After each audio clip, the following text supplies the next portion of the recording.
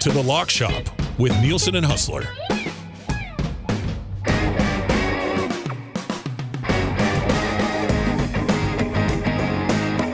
What's going on, everybody? Welcome to the Lock Shop, brought to you by Play Alberta. If you're ready to raise the stakes at Play Alberta, bigger bets and buy-ins are now available for nearly all live dealer games, from blackjack to baccarat. Your favorite tables are waiting to deal you in. Whether you're kicking back at home or looking for some fun on the go, now is your chance to enhance your Play Alberta experience with elevated stakes. Visit playalberta.ca/EST to learn more. That's playalberta.ca/EST. Must be 18 plus to play. If you gamble, use your game sense. Reed Wilkins, right here off the top, just for the first couple of minutes. We said during the draft that we were going to watch Quint's death scene together when he gets killed by the shark in Jaws to start Lock Shop. So let's, if you want to watch along on YouTube, do the watch along. Just put in Jaws 1975. Quint is devoured scene 9 out of 10 because they kind of cut those movies. So we'll watch it together. You watched this last night and it was like, I watched it at work. Oh, interesting. Yeah, I'm kind of doing other stuff. So it starts with, it's a minute 36 and it starts with Roy Scheider looking left off screen. So we'll start it now. I had seen this movie a couple times, but I was stunned at how good this scene is. And actually how graphic it is. Like, it's actually quite horrifying. So now the shark's half up out of the water, knocking the boat. It tilts the boat downward. He's sort of chewing at the edge of the boat. Brought the boat down quickly. Yeah. And this is all a practical effects, obviously, 1975 or whatever CGI it was. Here. And so now Quint and what was Brady? Brody was, I think it was Brody. Yeah. So now Quint's sliding into and it's like the camera's right there. And the shark's like biting at him, and now he's trying to kick it. And he's going in. His legs are inside. Close up of him screaming. And now like he's being bit in half, and so they're cutting it quickly enough so it looks like he's really being thrown around. That is pretty good for the mid-70s. That is outstanding. Yeah. And he's slowly going deeper and deeper. He's spitting up blood, and then Brody watches him getting dragged off. That is pretty well with done. Just his head and his arms sticking out of the shark. That's better than a bunch of the stuff we saw on Sharknado. The blood in the water, they took care of all the details. So how were they worried? So they had half the shark there, and then guys were operating it underneath the water or something? I think so. But this one view from the side, there's a bit of a full shark body. And that's full shark there too. Yeah. From this point, this, I think it's just, but they got the tail back there too. But somebody's probably in it operating it. Bruce is what they named the shark, right? I think when they were filming. Is that what they call him? Look, he's eating the boat. Like this shark is just, and his mouth's just crazy, like a robot almost, going up and down. Like that's great. This is an amazing scene. Like that shot there from the side, with him sliding in on the side. Yeah. Even these camera shots, like in tight, are pretty well done for that time. Yeah, I mean, this was kind of ahead of its. Like this is a horrifying scene when you think about it. Like. Well, watching it for the first time, imagine watching this in theaters the very first time it came out. Yeah, because a lot of is like, of course, about Jaws, that because of their budget, the shark's not in it a lot. A lot of it is like a suggestion or a quick movement or the music. Yeah. But then this is like, this isn't like, what happened to that swimmer? So this is like the guy gets eaten. So good. I love it. Hernan, what did you think of the? Just quickly read stick around. What did you take in a bit of the draft there? Yeah. Oh, your mic's not on. I don't think so. They're always fun. Yeah. Love tuning into it. A lot of Game of Thrones. I've never watched it, so I was kind of out there. But it's a tough one because like there's a lot of gangster movies that have classic deaths, but were left out. But like you said, there's so much to choose from. I really was angry at myself that I didn't find a place for Boromir in Lord of the Rings, and I couldn't find, like, I used my 2 heroic deaths up early, and I was like, well, where else do you go with Boromir?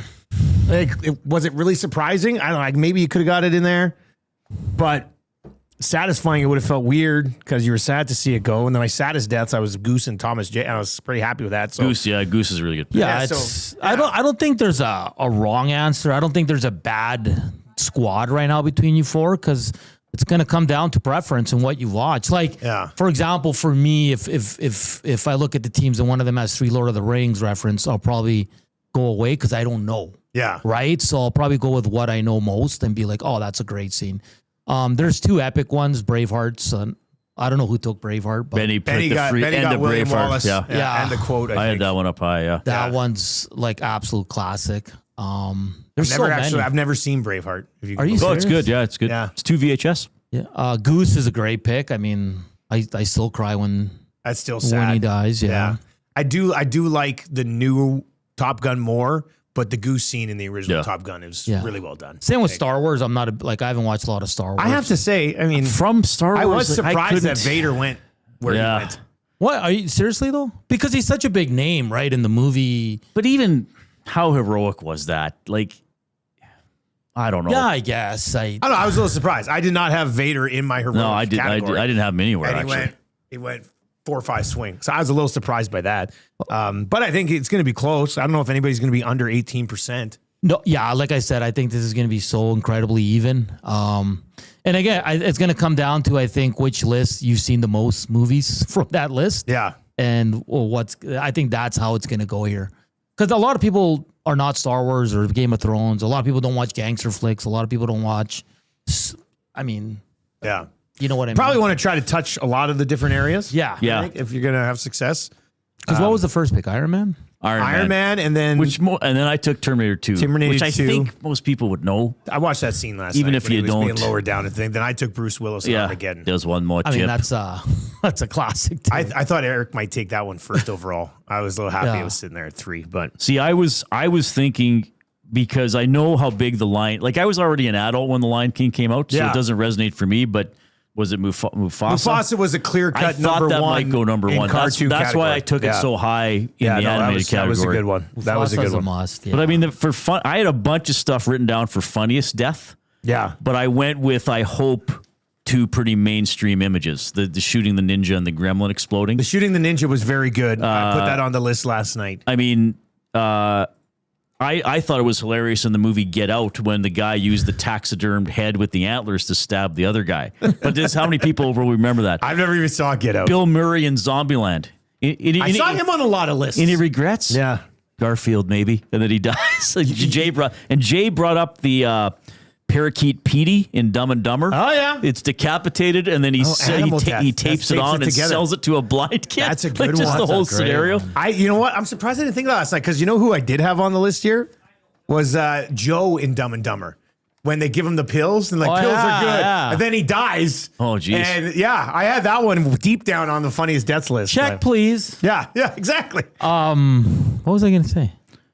Oh, there was no controversies either, right? Sorry, There were. Oh, the last 15, Kub and I were talking. so No, I there kinda was tuned the out. one controversy was Eric drafted a character You who can't did even not die. like the Jon Snow one. Maybe he could have sold. No, but it's not a resurrection thing. He did die. He wasn't faking his death. He got stabbed by his own men and died. Cooper, He waited multiple days. Cooper flat out did not die in He Interstellar. took Cooper in Interstellar, and Cooper in Interstellar never died. And Quinn allowed it. He's operating in a different time frame. Like, Well, why did she allow it? we don't know. I don't think she's probably seen Interstellar. Oh, boy. Because if you saw Interstellar, you would be like, no, he lived the entire movie.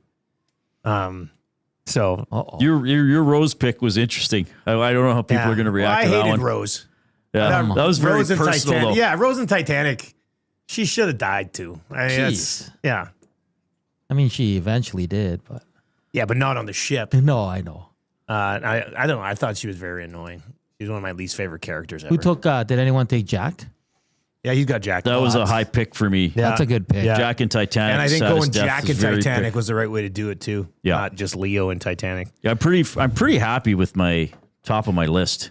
You know, 2 other shocking deaths that I wanted to mix in, but I thought we might be Yeah, tight I up had, against I it. had a But few other shocking deaths. when Leonardo DiCaprio steps out of the elevator in The Departed and gets shot right in the head, Oh, you're yeah. like, oh, he's done it. He's going to convince them that he is who he Yeah. is. And then the elevator shot and he just gets popped right in the head. Yeah. That one was one I wanted to get into. And shout out to my guy, Donnie, in The Big Lebowski, who has a heart attack when they're confronted by the nihilists. See, this was surprising, but I don't know if this was mainstream enough. The kid at the beginning of A Quiet Place. You haven't seen that. He holds up the space shuttle that makes the noise, and the I haven't seen that one. That's a John Krasinski. And Yeah, I've Emily heard it's Blunt. really good. Yeah. Yeah. No Breaking Bad? I took Breaking Bad. I took a Breaking Bad satisfying death. Todd strangled by Jesse, because Todd was such a psychotic villain in the last couple seasons. I had Gus. But I don't know if people will like that one. I that's a good thought Nobody about Gus. drafted him, though. I had Gus number 4 on my list for satisfying deaths, but I'd already taken a couple of them. And so I wasn't sure, but I like on a lot of the lists I researched, Gus Fring was pretty high up on the list. And the way it That's was a- shot too, like That's a wicked death. Like the brother-in-law in the desert. Like one of the best. I watched all of Breaking Bad once. It's not a show that I've dove back into multiple times, but I like that show. Yeah. See, I put that because if you watched Breaking Bad, you really hated Todd. Jesse Plemons was the actor, and then Jesse Pinkman, played by Aaron Paul. The other name that I saw pop up from Breaking Bad on some list was Skylar, and the character you wish died. Yeah. Oh, the wife. Yeah, the wife. Interesting. The wife in Breaking Bad. So I had a unused Star Wars under satisfying death, but I didn't think it was strong enough. Leia strangling Jabba. Ooh, that would have been a good one. But I don't know. Yeah. Now, could that have classified as animal death? Jabba no, an animal? Huts are too intelligent. Huts are too intelligent. Okay, all right. All right, well, anyways, a fun draft. We'll let everybody know when it pops up on social media, and you can pop over there. Oh, Collingwood Rob says, I'm surprised nobody picked Inconceivable.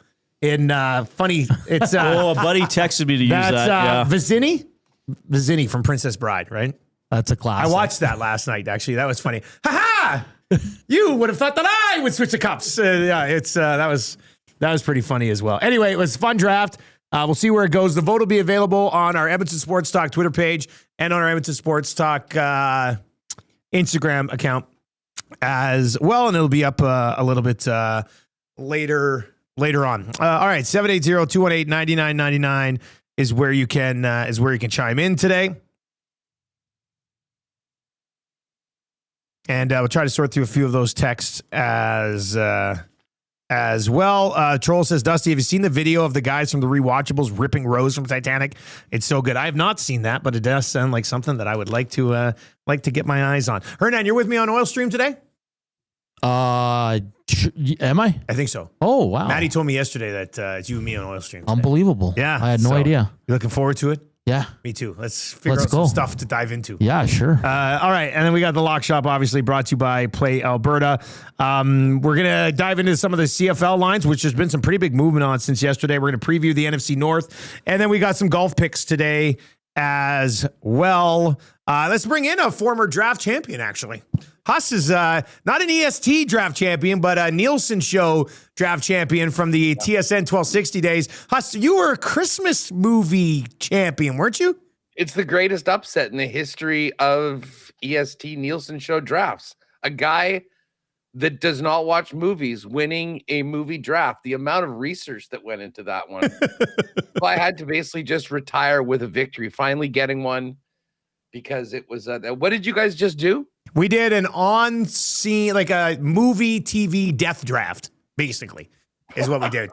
We went 22 rounds and ended up being pretty good. There was lots of extra meat left out on the board. Iron Man killing Thanos and saving everybody went first overall.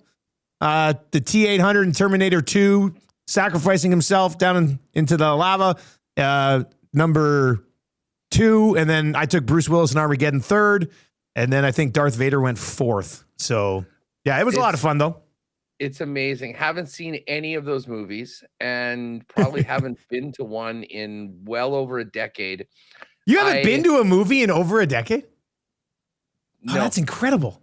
No. But you know what? I was thinking about going to one. And again, I have not seen any of the superhero movies, literally zero of them.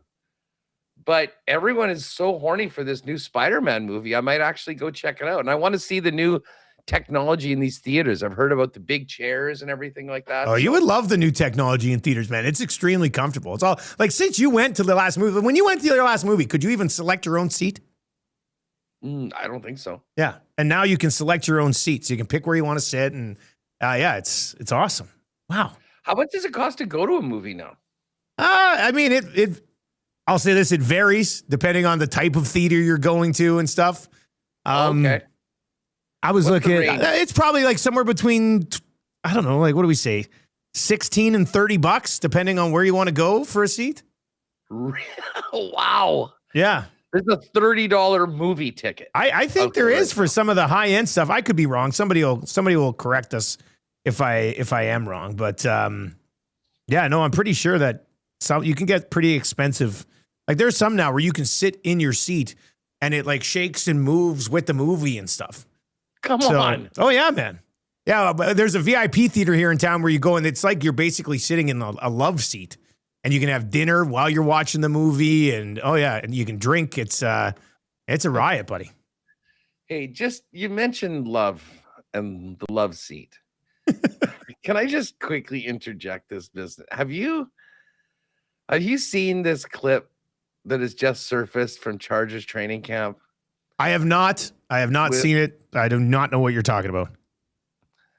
So I guess the Chargers had some sort of a family day at camp, and Herbert had his rocket fiance Madison Beer out, and there's a couple of kids running around, and there's a video of them just basically sitting down like on the field, and she's like putting her hands through his hair and he's doing the same thing.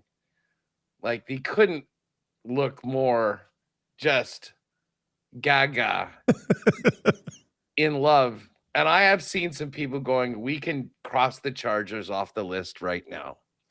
And it reminded me that 2 months ago, Madison Beer, who I guess is also a singer. I thought she was an actress, but I did not know this. I didn't know she was a singer. She has a video out. The single's called Lover Girl.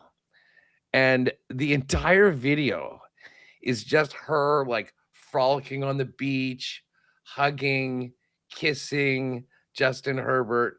My question, and I am biased as a Chiefs guy, but I would like to know, any Chargers fans out there, be honest here. Are you a little worried that your quarterback is far too in love to focus on what needs to be done as the leader of the Los Angeles Chargers with Super Bowl aspirations this year? I see Bronco Nick over on the Nasty chat saying, Huss, together in the division, we can laugh at the Chargers. I'm watching the video right now of them. And I saw it retweeted from an account that says Chargers players are reportedly pissed off that Mike McDaniel allows Madison Beer to come have picnics with Justin Herbert while practice is still ongoing. You know what I'm going to do for anyone that's wondering, where is this? Because I was talking about this with Remus, and I sent it over. Anyways, I'll tweet this out, this video of Madison Beer and Herbert in the video. It's over the top. I remember the early stages of my love, Huss, doing things that I wouldn't normally have done. For example, very first date Tam and I went on, we went out for nachos, and I didn't say anything, and I let her order the fully loaded nachos. And usually I only get nachos with cheese and meat. And I picked around all the jalapenos and the tomatoes and anything that was on there, trying to impress a girl.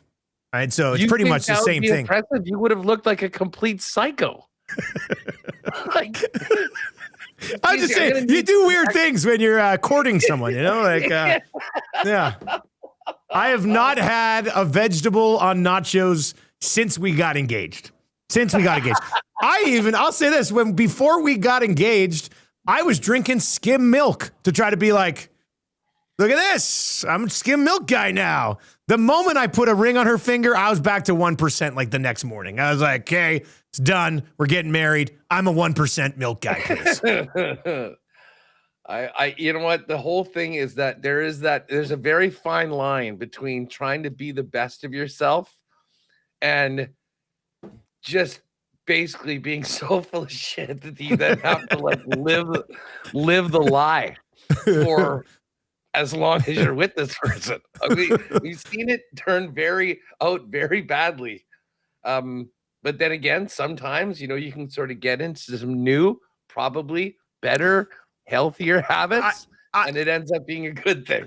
You talk about living the lie. I'll say this. I don't even know if I'm here today without a little white lie 17 years ago when I was interviewing for the job at TSN 1260, the morning show job. So I come down from Fort Mac and I'm interviewing And I chat with the one guy first, and then he calls me. He goes, hey, why don't you come back down and why don't you meet like the general manager of the station and stuff? So I went with those guys.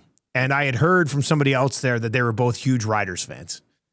So I sit down with them, and we're talking, and we're going over stuff. And they're like, yeah, I really like you. And then Stu Myers at the time, he goes, now the big question. What CFL team do you cheer for? And I straight up lied. I was like, well, I got a lot of buddies who are Riders fans, so I've kind of been cheering for the Riders recently. And he's like, that's what I like to hear. And then they hired me like 30 minutes later. And he's such a hardcore Riders fan that I'm afraid that if I would have been like, well, actually, I grew up in BC. I mean, at the time, I really wasn't heavily passionate about it. My answer probably would have been Edmonton at the time anyway. But yeah, I lied and said I was a Riders fan, and they I'm ended a up big getting me that Bomber guy, job. to be honest. Yeah. Well, you know what? I've got this Bombers tattoo on my arm, and so I honestly don't know how it would have gone. I mean, I think they liked me anyway, but I did lie about being a Riders fan to two Riders fans to try to get that job. So, in the end, it's all good, right? So sometimes you got to do what you got to do. Yeah. And, hey, we're going to get to the golf. We're going to get to CFL lines. We're going to dive into the NFC North and some of the numbers there. Big Maple texts in, though, and says, ask Huss if McAfee has reached out to him to make him a recurring guest on the Pat McAfee show yet. You see that I saw that pop up yesterday, yeah. So we finished the show yesterday, and I've got a few DMs that have just come in, and I check it out. Like, hey, you were on the air, so you probably didn't see this, but McAfee played your tweet yesterday. And I was wondering, like, which one. I fired out a bunch from WrestleMania. There was one where I was outraged and wanted justice for Sami Zayn after they added in Gunther. And then, of course, Kevin Owens into that match. But, yeah, my video of JD McDonough choke slamming the Minihausens, the little people. And I had a great view on it. I will give myself to Barry Horowitz for excellent camera work on this one. But McAfee went on. He said, yeah, this one from Andrew Patterson, Hustle-rama. We wanted to give him credit for this. Probably shouldn't be taking this, stealing stuff for WWE or whatever. It was quite funny. It was a lot of McAfee in it. But yeah, lots of comments on that. It was nice to get a little love for my Big J work out in the Twin Cities on the weekend. You're the next Ritz cracker. So covering SummerSlam. All right, 780-218-9999. We'll save the golf picks. We usually get to them a little bit later on in the show. We did not have time yesterday to dive into the CFL lines, and there's been some movement since yesterday. Heck, there's been some movement since this morning. This Riders Red Blacks line is absolutely all over the place. So we'll get. You would have already seen the lines. It's Wednesday, so there's no point in guessing the lines. You already did CFL 110 and stuff, but. Huss, let's dive into these right now. Than when it was then. I will say that. Well, yeah, let's get into that aspect of it. I'm here all week this week, so we can do our CFL picks tomorrow on the show, just to kick off Thursday. You got a Friday game at home? No, I'm off. I'm going camping on. I thought I was going camping on Saturday, so I took Sunday off, but we're not. Or I took Friday off, but we're not. We're not going camping till like Sunday afternoon, so I'm just around all week. So it's nice. It's nice to be here all week. Beautiful. So yeah, I'll be here for a Friday lock shop and then the Thursday lock shop as well. Okay, so Calgary, Troy. So we haven't dove into any of these really yet. So let's take a whip through these, and maybe there are some lines that we think is going to move one way or the other, and now is the best time to bet these lines. Calgary, Toronto. This thing's been slowly moving in Calgary's favor. I got the Stamps at -2 right now. Chad Kelly, Cam Judge are expected to play in this one. The Argos are +105 dogs at home. Calgary has won 4 of their last 6. Their only 2 losses, the home and home to the Montreal Alouettes. Early thoughts on this one, Huss? Well, listen, I think Calgary's playing at a really high level right now. And I think they're a better, more complete team than the Argos. There is an element of Argos getting at home, should have a nice boost from finally for the first time this year. I know they did a bunch of all-you-can-eat tickets for this game. Yeah, did it feel like the top part of the stadium or something? Or Upper Bowl, and those are sold out. So I'm not sure how many of those seats that they did, but it seemed like they got a good response on it. But I do think that Calgary's kind of playing at another level. And Calgary, because of those losses that they had early on, I'm kind of less worried about a bit of a letdown game. I do think Toronto's good and can move the football, and Chad Kelly, when he's on, is really, really good. But, I mean, it's pretty tough to go against what Vernon Adams and that offense is doing right now. I mean, you want to beat Calgary, you pretty much got to put up 40 points. Well, the total is set at 67.5. Dude, can you believe that? Yeah. That is the highest total. I mean, that's got to be a record, right? We've never seen anything like that. I don't know before. if we've seen a 67.5. We've seen some 65s this year. Maybe we saw 67.5. Did we I don't even know if we have. Like, I mean, the first part of the year when the books were all getting killed, it was like 56.5, 58.5. And then it was like, holy smokes, it went to 60. And, we've had some 60s and a 61.5. But this 67.5. I'm still not at the point where I'd comfortably bet the under because it's 67.5. I was about to say. I mean, I would take the under on this one, but I will tell you, yesterday when it was Calgary -1, the money line was only -118 on Calgary, and I locked in the Stamps on the money line. I didn't think there was much of advantage at -1. And I tell you what, this could be a close game. I mean, this could be one of those ones where it makes more sense.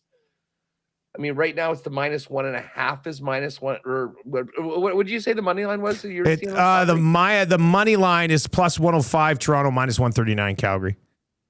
Oh, okay. Well, maybe you do go on the spread on that number. But anyways, regardless, I do like Calgary, and if it's under a field goal, I think for an official pick, I'll be taking Calgary. So I just think that the way this offense is rolling right now, and I think their defense is getting better too. And we saw them make some big defensive plays in that game against Hamilton as well. So is this a Wednesday bet on Calgary at -2, or do you wait and see where it goes? I'm just thinking, if people want to bet it right now, what side you get on? What's that? Two or 1.5 right now. It's 2 right now. Oh, okay. Well, geez, I'm glad I got in when I did. I don't really see a lot of steam coming in on the Argos, to be honest with you. I mean, if it's already gone from 1 to 2, we could be getting. I don't see it going back the other way, right? I don't think it's going back the other way. So, as I say, I think you can feel pretty good about Calgary at less than a field goal. On the Stamps so far this season, they have been all overs. They were over 48.5, over 50.5, over 57.5, over 60.5, over 63.5, over 63.5, and then over 59.5. And Toronto started the season in similar fashion because the Argos were giving up points like crazy early. They gave up 37 to Montreal. They gave up 24, but scored 44 against Ottawa. They gave up 34 to the Riders. They gave up 58 to Calgary. The last time these two teams played, it was 58-36 for the Calgary Stampeders. So, I mean, the 58, that was one of the 250 burgers that Calgary's dropped this year. The total in that game was 60.5. Calgary scored 58 on their own. So I still like the over 67.5, which sounds insane. We'll do a teaser probably tomorrow or something and drop that thing down to 60 to 61. I just pulled up the totals, and the totals are 34 and 33. It's just the Argos have a team total of 33 and are underdogs. It sounds like Arena League. It does sound like Arena League. You're right. But Big Uke says the Stamps have only given up less than 30 points once. No under is safe in Calgary games. Yeah, was that their last game? Yeah, against Hamilton. Or was it their very first game? Was it last? Well, Hamilton only scored 20 last week. Oh yeah, right. So that would have been the only one prior to that. That game's not popping up here in coverage yet. I was looking at it. Yeah, they haven't updated it for the week yet here, but yeah. So that game, they got 20. Yeah, it's insane. All right, so this one's interesting. The Riders yesterday morning were 7.5. This morning on the Nielsen Show, they were 10, and now it's moved back down to 8.5, which I mean, the 10 number's really big. I can see why it probably wasn't up there for very long. Even the Red Blacks, with the way their season's gone. Yeah, I Sorry, mean, say 10. that again. Say what that movement was again. It was 7.5 yesterday morning. Yeah. When we logged on this morning on the Nielsen show, it was Riders by 10, and now it's 8.5. So it moved 2.5 points and then moved back 1.5 points. So where does this number settle in, and what's the play if you wanted to get on it on a Wednesday? That's funny. I had not seen any movement on this game. I still was seeing 7.5, like the original one, and I bet it at 7.5. I mean, when we were no, it was 10 this morning. It blew my mind. I was like, why is there a 2.5 point swing in this game? If this game got to double digits, I'd maybe consider Ottawa. Like, I think Ottawa is on the verge, and I'm very interested to see. Like, they ditch Eugene Lewis, they ditch the coordinator, they ditch Shakir Brown. I mean, do they have a response from this team? Now, unfortunately, they could have a response. And that might mean they lose by single digits as opposed to 20. Like, to me, the Riders are just in a completely different area code than Ottawa is right now. I do wonder. There was a moment when we were talking about the game yesterday where I'm thinking, okay, Saskatchewan has just gone through this awesome home series with Edmonton, battling at the top of the league. A pretty emotional road win last week. You're coming back home.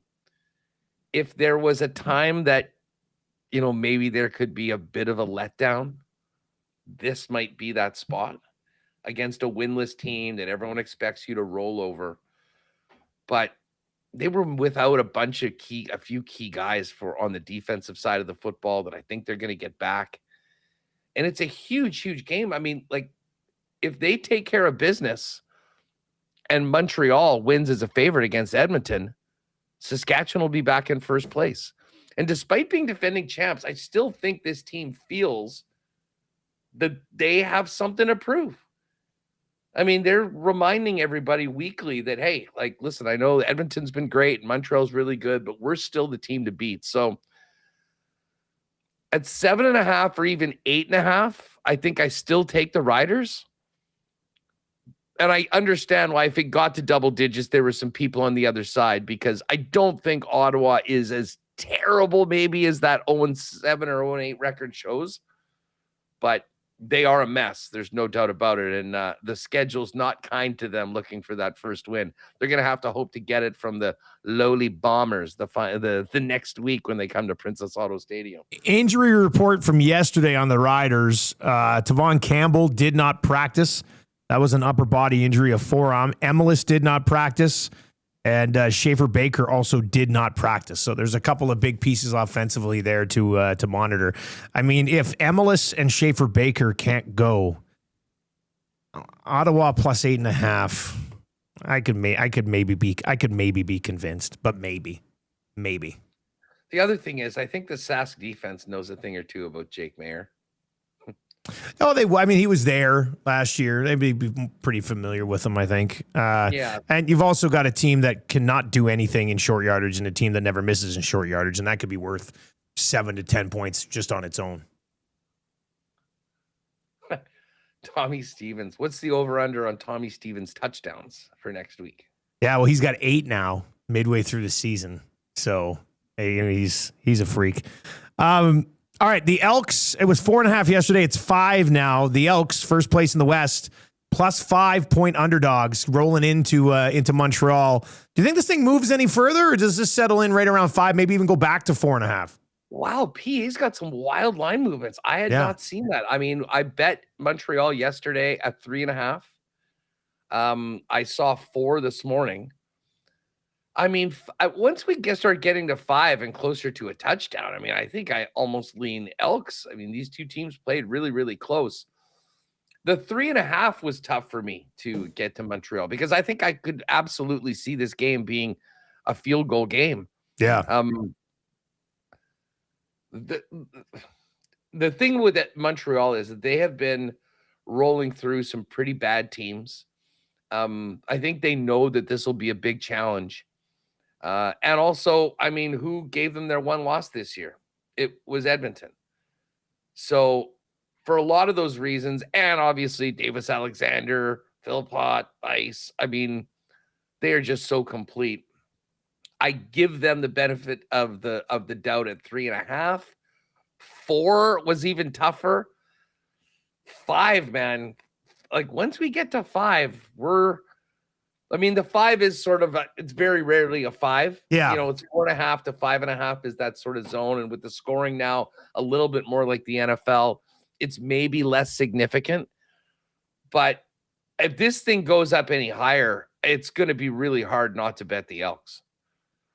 And I'll tell you what, I mean, if you got in on Montreal at -3.5, and there's more steam on Montreal, and this gets to 6 or 6.5. Yeah, you're playing on both sides. I think it's time to hit the other side, and then you'd have a nice little middle where you could potentially hit both of the bets, because a Montreal 4-point win, you know, like a 31-27, that's sort of kind of what I'm thinking. And actually, it's funny I say that 31-27. Total on this one, I think, is 58.5. It is 58.5. Yeah. 58.5. And again, we're thinking right about that area right now. But I'm still really high on the Elks. I think this is just a really tough part of their schedule.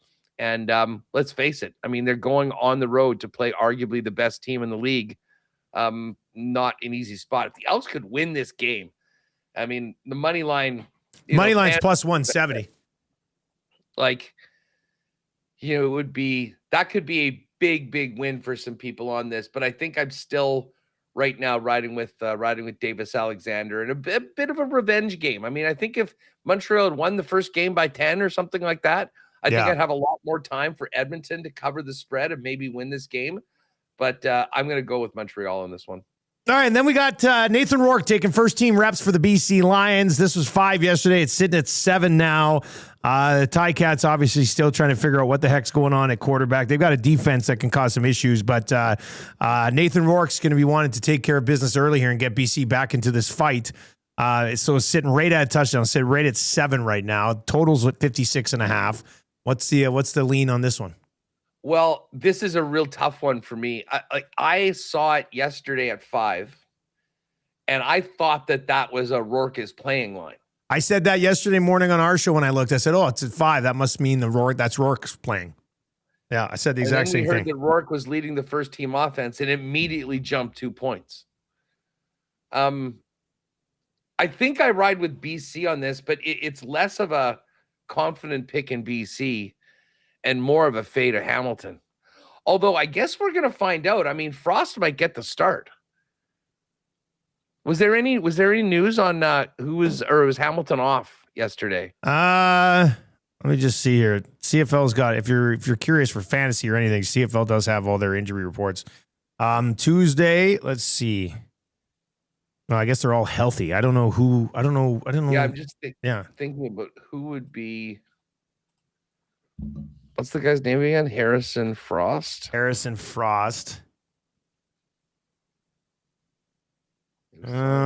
don't see anything from yesterday or the day before. But, I mean, they've gone with Dolagala. He got pulled. They put in Trey Ford. They went with Trey Ford. He got pulled. They put in Harrison Frost. It just feels like by process of elimination, Harrison Frost gets his start. You know, like. Yeah, I mean, listen, I don't think they feel very good about throwing Trey Ford in. Ford, as a Elk, did have a couple big games against BC, did he not? I know he had a big game against the Riders. Did he have a big game against BC? Let me see. Let me give you the Trey Ford game log. Because I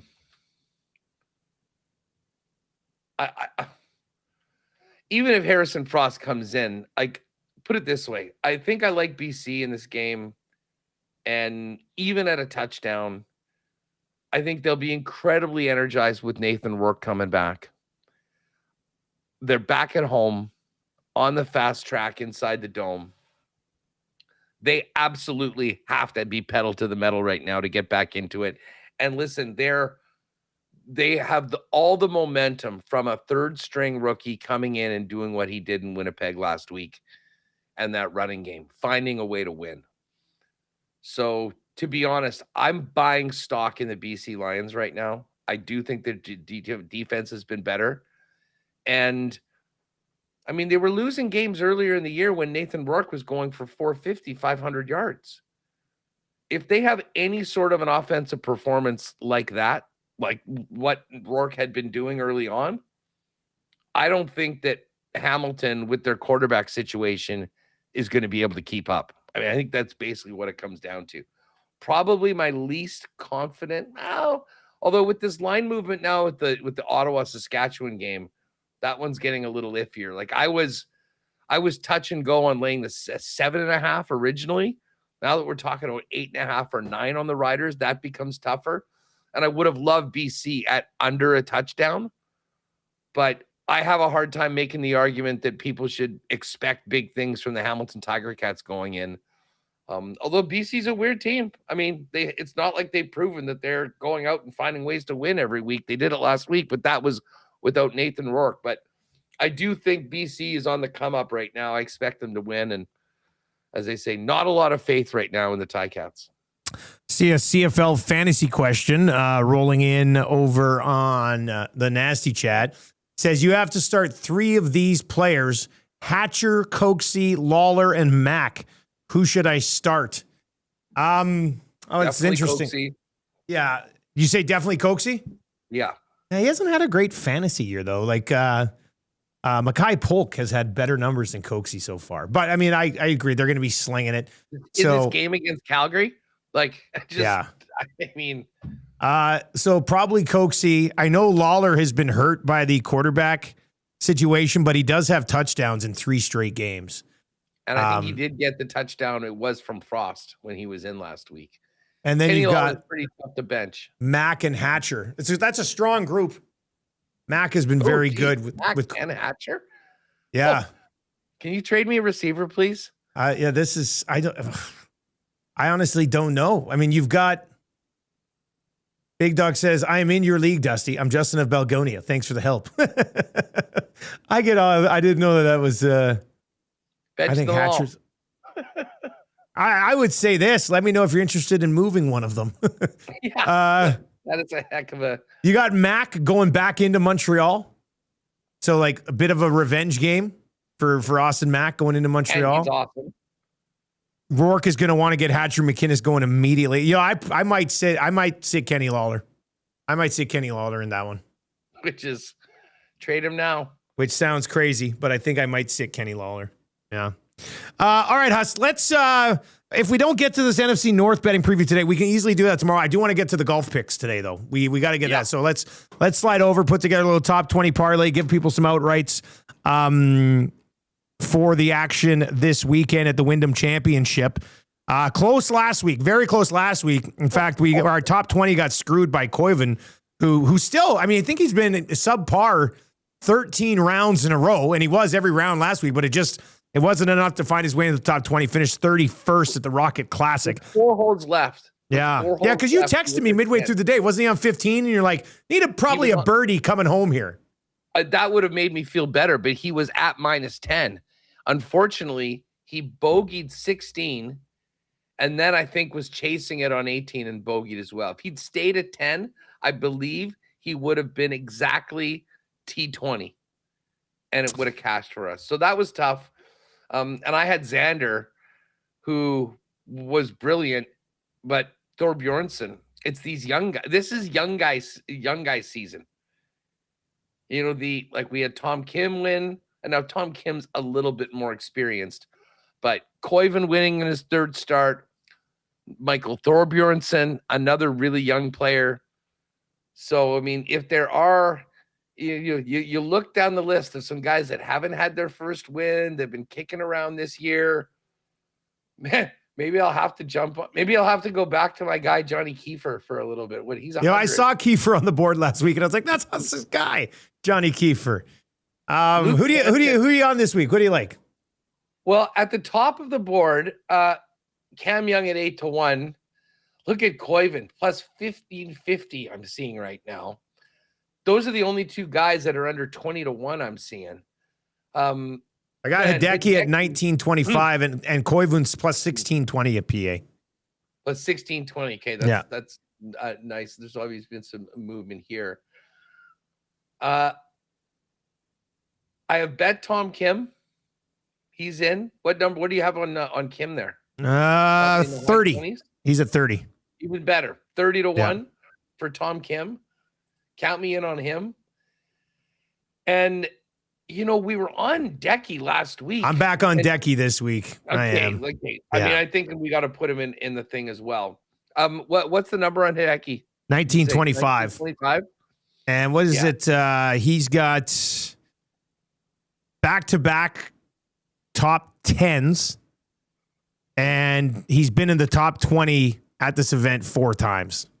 So, yeah. Actually, does he have back-to-back top 5s?